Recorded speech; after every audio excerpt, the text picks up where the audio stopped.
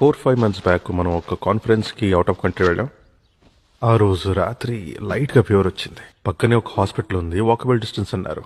నడుచుకుంటూ హాస్పిటల్కి వెళ్ళిపోయారు. కొంచెం చాలు సార్. ఆ హాస్పిటల్ చాలా డీసెంట్గా ఉంది. అక్కడ ఒక స్టాఫ్ అటెండర్ నన్ను స్ట్రైట్గా డాక్టర్ దగ్గర తీసుకువెళ్ళి స్కాన్, బ్లడ్ టెస్ట్ అని ఒక స్లిప్ రాపిచ్చి నన్ను ల్యాబ్కి తీసుకెళ్ళాడు. విద్యా గారు, ఆ టెస్ట్లన్నీ ఫినిష్ అయిన తర్వాత పక్కనున్న ఫార్మసీ నుంచి ఆ మెడిసిన్స్ అన్ని తెచ్చిచ్చి ఏ మెడిసిన్ ఏ టైంకి తీసుకోవాలనేది క్లియర్గా ఎక్స్ప్లెయిన్ చేశాడు.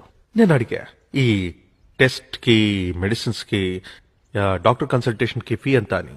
ఇట్స్ అబ్సల్యూట్లీ ఫ్రీ అన్నాడు. నేను సీఎం అని తెలిసేమో అనుకున్నా. హౌ డు యూ నో మీ అని అడిగా. హూ ఆర్ యూ సార్ అన్నాడు.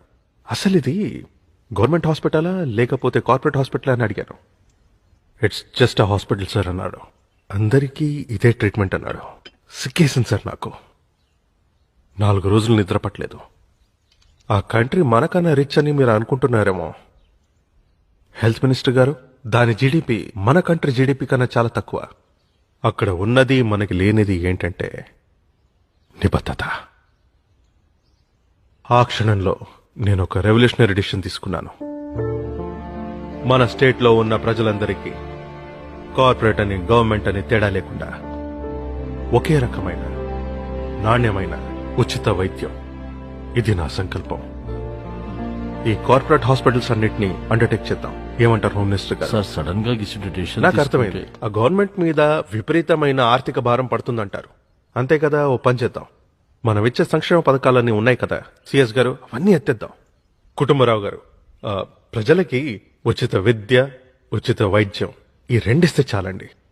వాళ్ళ బ్రతుకులు బాగుపడతాయి.